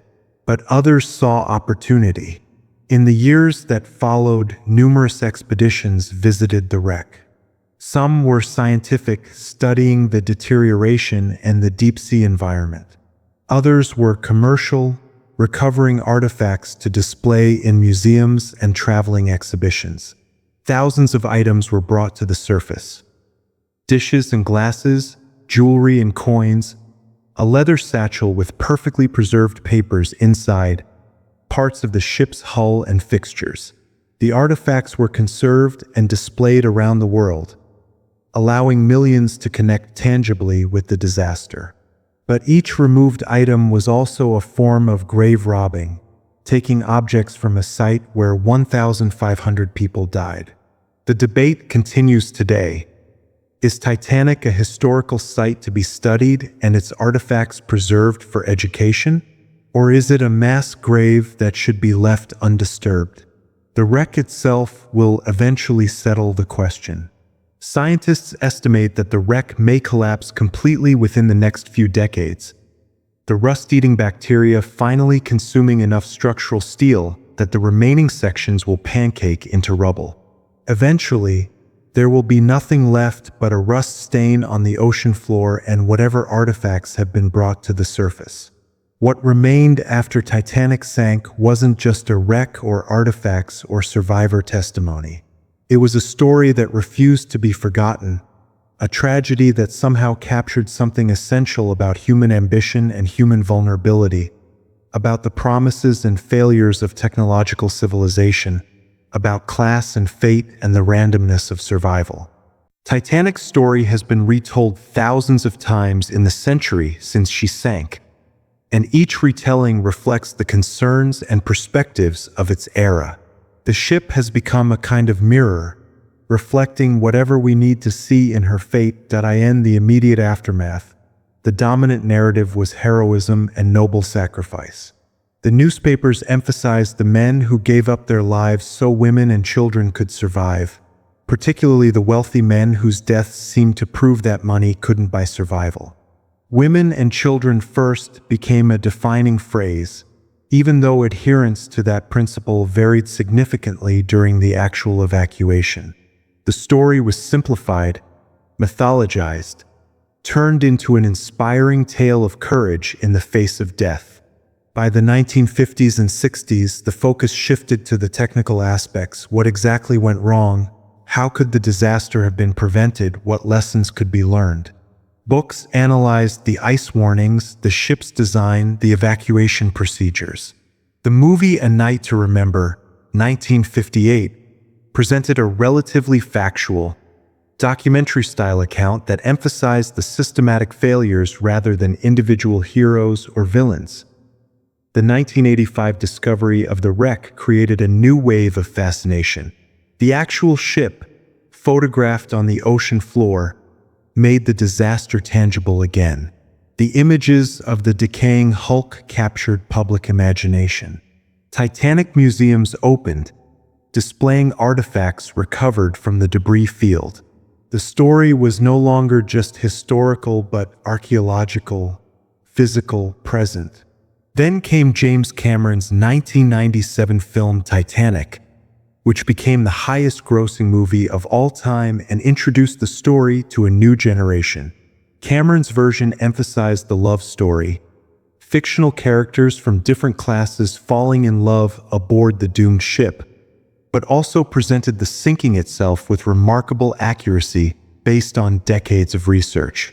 The film made Titanic matter to people born 70 to 80 years after the disaster, turning it into a cultural touchstone that transcended its historical moment. The legacy manifests in multiple ways. Maritime law changed permanently because of Titanic. Lifeboat requirements, wireless protocols, ice patrol services. Thousands of lives have been saved over the past century because of regulations implemented after the disaster.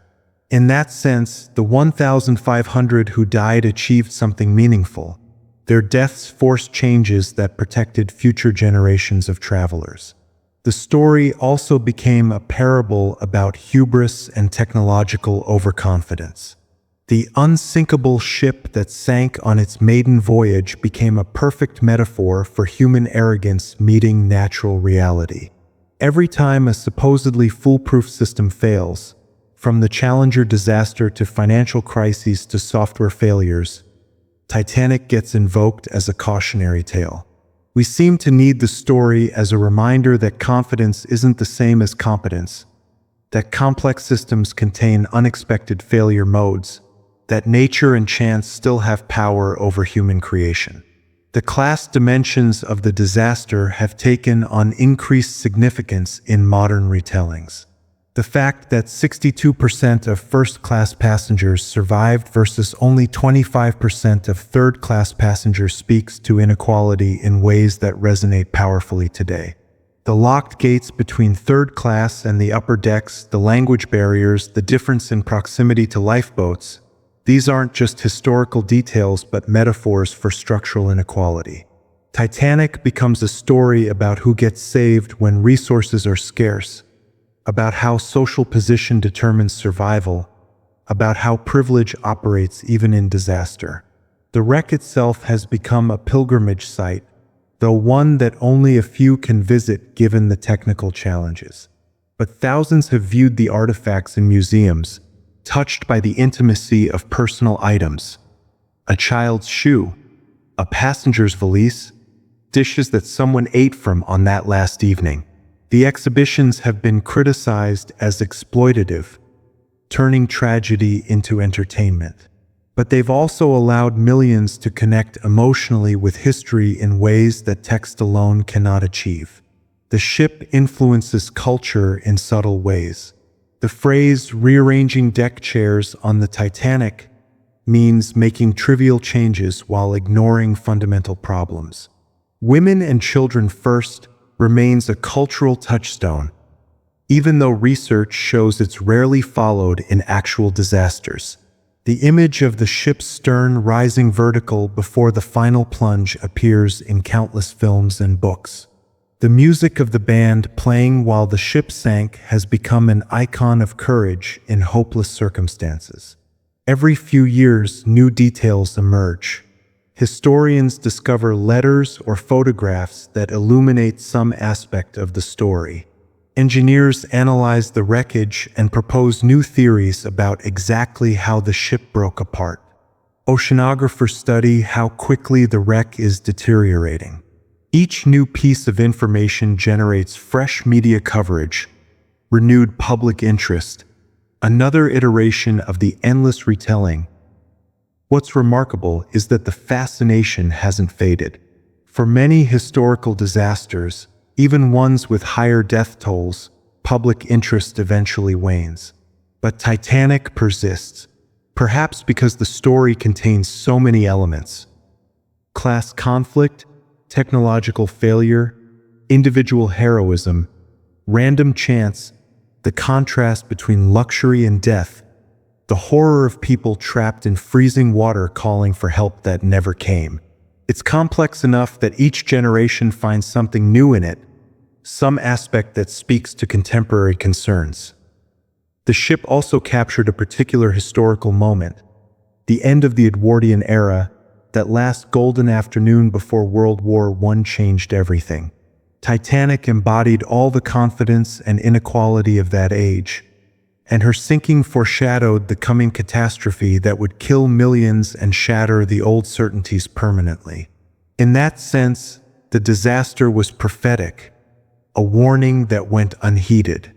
The physical evidence lying 2.5 miles down in the North Atlantic has allowed modern researchers to understand the disaster with unprecedented precision.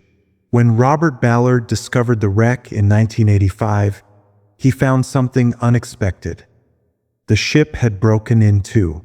For decades, survivors who testified that they'd seen the ship break apart before sinking were disbelieved by official inquiries. The prevailing view was that Titanic had sunk intact. The wreck proved the survivors had been right all along. The debris field between the two main sections tells its own story. The distribution of wreckage reveals what happened during those final minutes. The bow section, relatively intact, indicates it sank quickly once the breakup occurred and hit the bottom with considerable force. The stern, far more damaged, appears to have torn apart during its descent, spilling contents and pieces across a wide area. Modern submersible technology has allowed researchers to explore details invisible from the surface.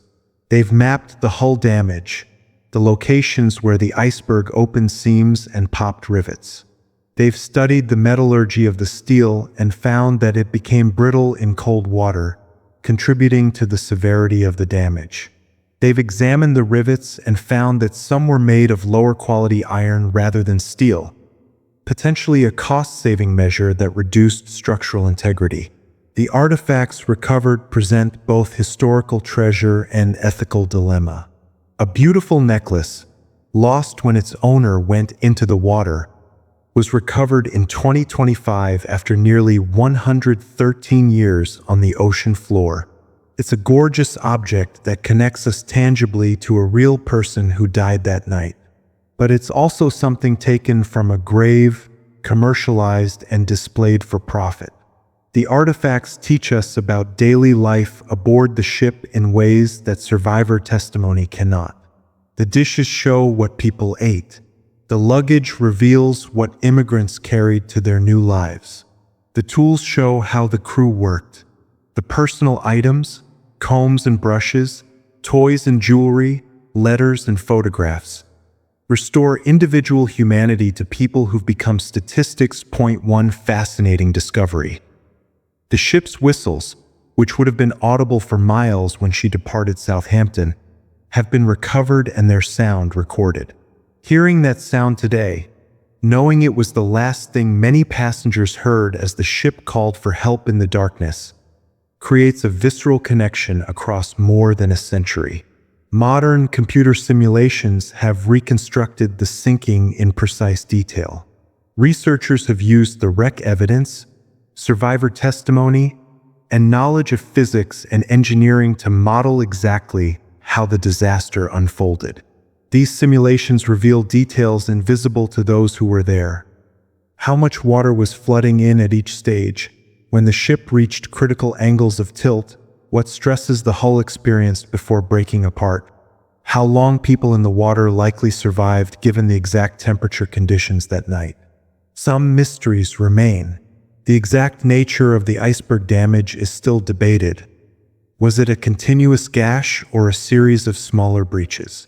How much did the quality of materials contribute versus the design of the watertight system? Could better training have filled the lifeboats more efficiently and saved more lives? Researchers disagree on some details, even with all the evidence now available. The wreck itself is disappearing. The rust-eating bacteria are consuming the ship at an accelerating rate. Portions that were relatively intact in the 1985 photographs have now collapsed. The crow's nest, where Frederick Fleet spotted the iceberg, has fallen. The officers' quarters are disintegrating. Within decades, the recognizable ship may be gone entirely, reduced to a pile of rustage and debris. This ongoing deterioration has inspired urgent documentation efforts. Multiple expeditions have created detailed 3D maps of the wreck, capturing its current condition before it vanishes. These digital reconstructions will eventually be all that remains, virtual models preserving what the ocean is inexorably destroying. The modern interpretation of Titanic recognizes complexity that earlier versions simplified. We understand now that there was no single cause, but rather a cascade of contributing factors. We recognize that the heroes and villains narrative obscures more nuanced truths about how people actually behaved under impossible stress. We see how class and privilege determine survival in ways that make contemporary audiences uncomfortable. We also understand the disaster in context with other maritime tragedies. Titanic wasn't even the deadliest. The sinking of the Wilhelm Gustloff in 1945 killed over 9,000 people, dwarfing Titanic's death toll. But Titanic captured imagination in ways other disasters didn't, perhaps because it happened in peacetime to a ship that represented the height of luxury and technological achievement, perhaps because it occurred at just the right moment historically to serve as metaphor for the hubris of an entire era. The research continues. Historians still find new accounts, new letters, new photographs. Engineers still debate exactly how the hull failed. Oceanographers still study how the deep-sea environment affects preservation and decay. Each new piece of evidence adds to our understanding, though it also often complicates the neat narratives we prefer. What we've rediscovered, ultimately, is that Titanic's story resists simplification. The more we learn, the more complex it becomes. And perhaps that's fitting. Real disasters don't have simple explanations or clear lessons. They're messy and complicated and full of contingency. Moments where, if just one thing had been different, everyone might have lived. Titanic reminds us that we live in such a world, where small decisions cascade into enormous consequences, where systems fail in unexpected ways, where fate turns on the smallest chances. What is it about Titanic that keeps us coming back to this story more than a century later? Why does this particular disaster, among all of history's tragedies, continue to haunt our collective imagination? Perhaps it's because Titanic contains so many universal themes compressed into a single night. Pride and humility, wealth and poverty, love and loss, technology and nature, order and chaos, life and death. The story touches on fundamental human experiences in ways that feel both specific to 1912 and timeless. Consider the hubris narrative, the unsinkable ship that sank on its maiden voyage. This is a story we've heard since ancient Greece, since Icarus flew too close to the sun, since the Tower of Babel reached too high. Humans create something magnificent and declare it proof of our mastery, and then nature or fate or the gods remind us of our limitations. We need the story, We retell it constantly because overconfidence is a perpetual human temptation, and we need reminders of what happens when certainty meets reality. But Titanic complicates the hubris narrative in interesting ways. The ship wasn't brought down by arrogance alone, but by a cascade of reasonable-seeming decisions and unfortunate circumstances. No one was reckless. Captain Smith was cautious and experienced. The crew was competent. The procedures were standard for the era. Yet still disaster occurred. This suggests something more unsettling than simple hubris. That even when we do everything reasonably, complex systems can fail catastrophically. There's a kind of tragedy in that.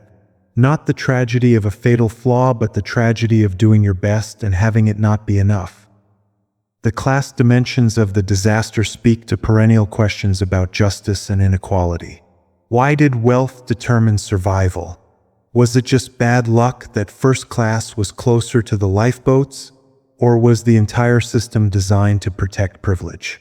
When resources are scarce, whether lifeboat seats or organ transplants or economic opportunities, how do we decide who gets saved? Titanic doesn't answer these questions, but it dramatizes them powerfully.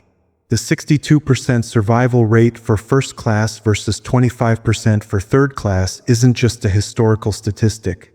It's a metaphor for how advantage compounds and disadvantage kills. Yet the story also complicates class analysis. Some wealthy men gave up their lives nobly. Some poor men fought desperately to survive. Ida Strauss, a woman of immense privilege, chose death with her husband rather than life in a lifeboat. Many third-class men helped women and children reach the boats before accepting their own fate. Human behavior under extreme stress doesn't fit neatly into class categories. Courage and cowardice, selfishness and sacrifice exist across all social levels. The randomness troubles us too. Why did some people survive and others die? Often it came down to tiny contingencies. Being closer to the boat deck when the alarm sounded. Having a crew member nearby who knew an alternate route. Being on the starboard side where Murdoch's interpretation allowed men in boats versus the port side where Lightollers didn't. Getting into a lifeboat that decided to row back for swimmers versus one that didn't. Chance played an enormous role, and we find that frightening because it suggests that survival isn't necessarily about virtue or effort or even rational decision-making. Sometimes you live or die because you were standing in one place rather than another when disaster struck. The story also explores how we face death. We're drawn to accounts of people who confronted their end with dignity. Ida and Isidor Strauss sitting together in deck chairs, Benjamin Guggenheim dressing in his finest clothes, the band playing as the water rose. These stories comfort us, suggesting that humans can face even the worst with grace. But we also know that many people died in terror, drowning in freezing water, screaming for help that never came. Both responses are human. Both are true. Titanic doesn't let us choose one comfortable narrative.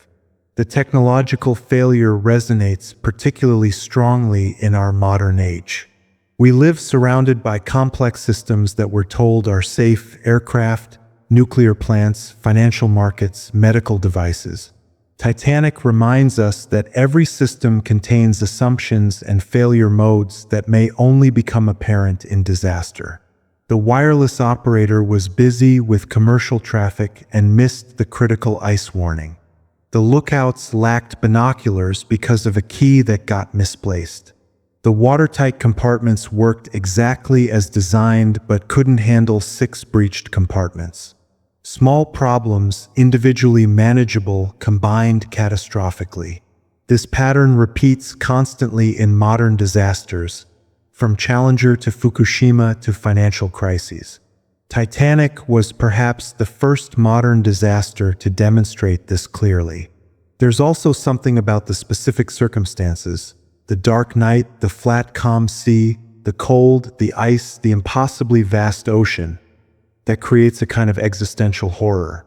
The passengers were utterly helpless. No amount of wealth or courage or competence could save them once the ship was doomed. They were trapped by geography and physics and the simple fact that help was too far away. This speaks to deep human fears about isolation and powerlessness, about being beyond rescue, about facing nature's indifference. Yet alongside the horror, there's also profound human connection. The people who helped others into boats knowing they wouldn't survive themselves. The crew members who stayed at their posts maintaining power and wireless transmission until the end. The families who chose to die together rather than separate. The survivors who rowed back into the darkness to pick up swimmers, risking being swamped. Titanic shows humans at their worst, panicking, fighting for survival, but also at their best, demonstrating the capacity for selflessness even when death is certain. The story endures because it's fundamentally ambiguous. Is it about human achievement or human failure? About the victim's tragedy or the survivor's guilt? About systemic failures or individual choices? About class inequality or shared humanity? The answer is yes to all of these. Titanic contains multitudes, which is why each generation finds new meanings in the story. In the end, perhaps Titanic matters because it's a nearly perfect tragedy in the classical sense. There's the fatal flaw, not just one but many small flaws compounding. There's the reversal of fortune, from triumph to catastrophe in mere hours. There's the recognition, the survivors understanding too late what was happening. And there's the catharsis, the emotional purging that comes from witnessing terrible events and finding meaning in them. That we return to Titanic's story because it teaches us something essential about being human in a world we don't fully control, about building systems that can fail, about facing mortality with whatever courage we can muster, about living in a society where accidents of birth can determine who lives and who dies. These aren't comfortable lessons, but they're necessary ones. And Titanic teaches them in ways that pure abstraction cannot. Close your eyes for a moment, or let them rest softly on this page, and try to imagine that night. Not the grand tragedy we know now, but the experience as people lived it. The confusion, the cold, the disbelief, the gradual understanding that the impossible was happening. Picture the first-class passengers in their finest clothes standing on the boat deck, still not quite believing that they needed to leave this warm, brightly lit ship for a tiny lifeboat. Imagine the third-class families trying to navigate strange corridors, shouting in languages the crew didn't understand, desperate to reach safety they couldn't find. Feel the water rising in the boiler rooms as firemen scrambled up ladders. Hear the band playing, their music drifting across the cold air.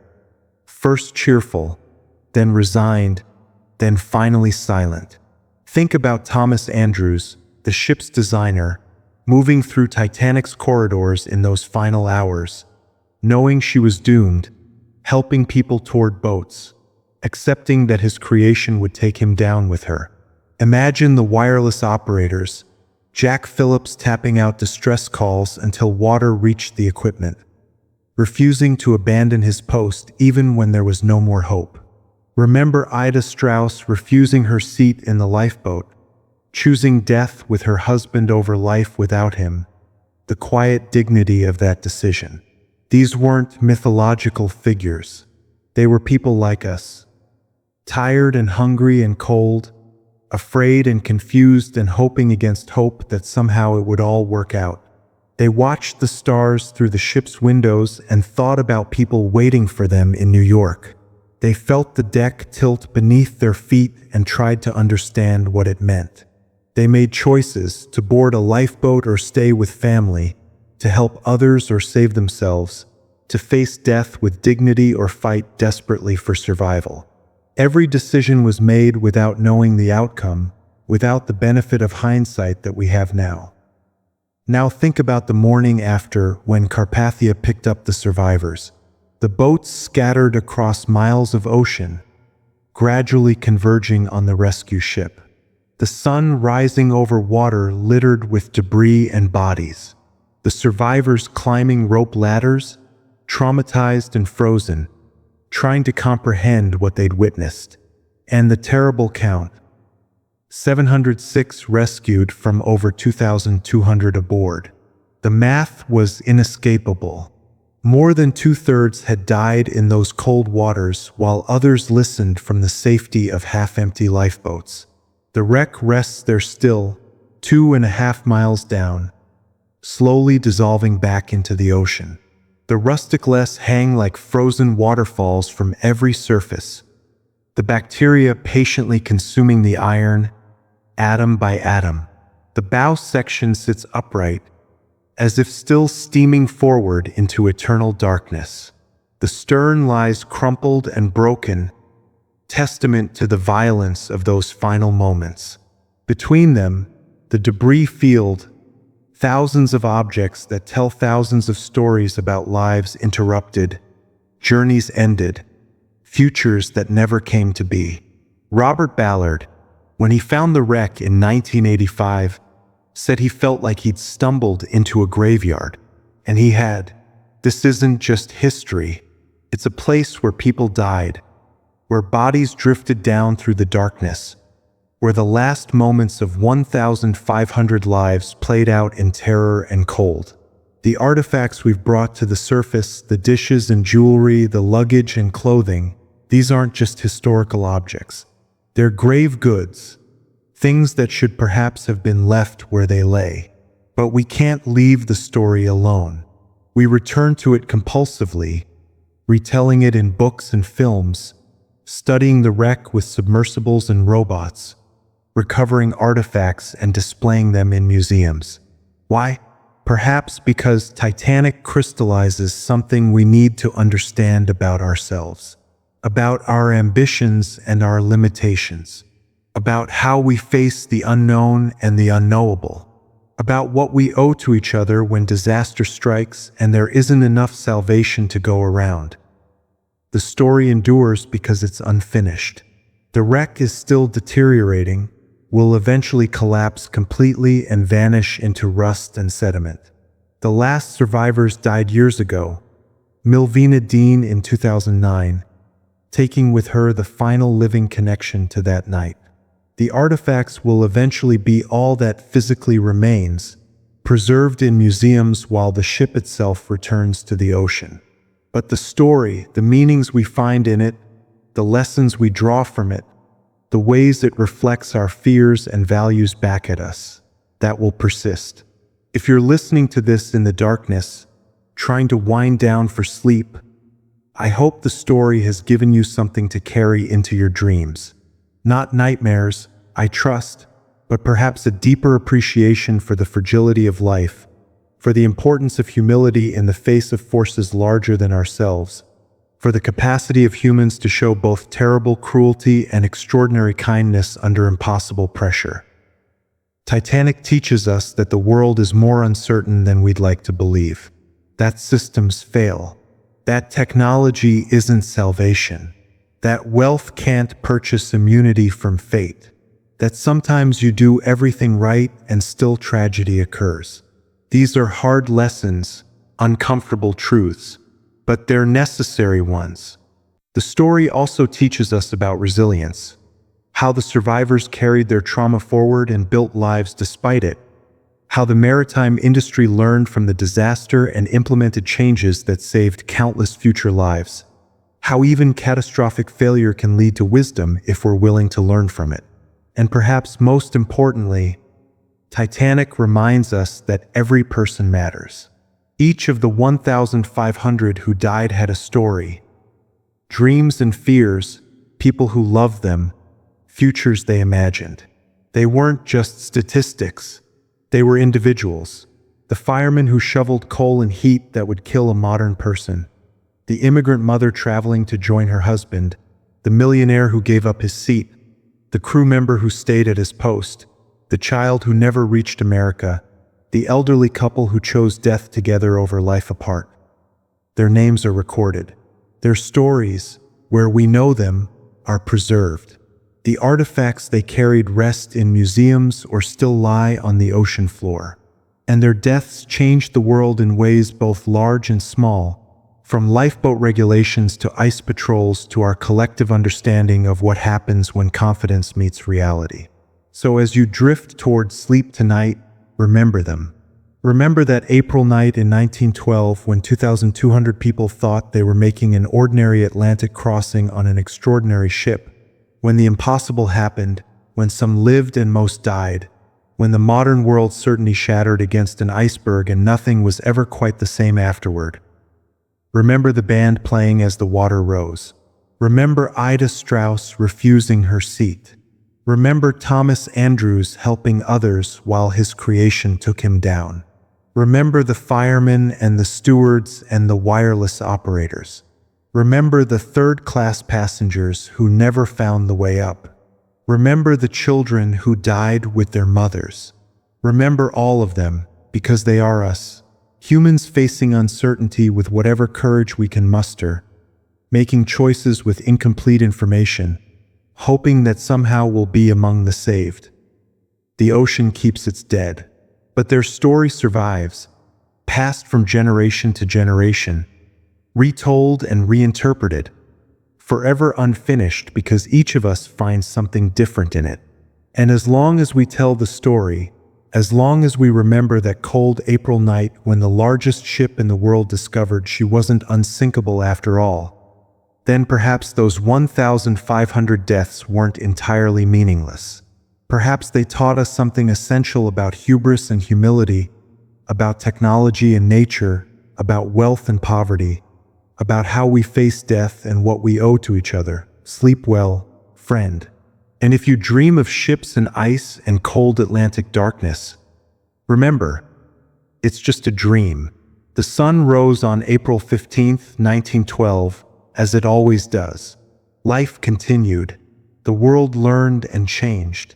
And we're here now, more than a century later, still learning from what happened that night. Thank you for spending these hours with me, walking the decks of history, listening to a story that refuses to end.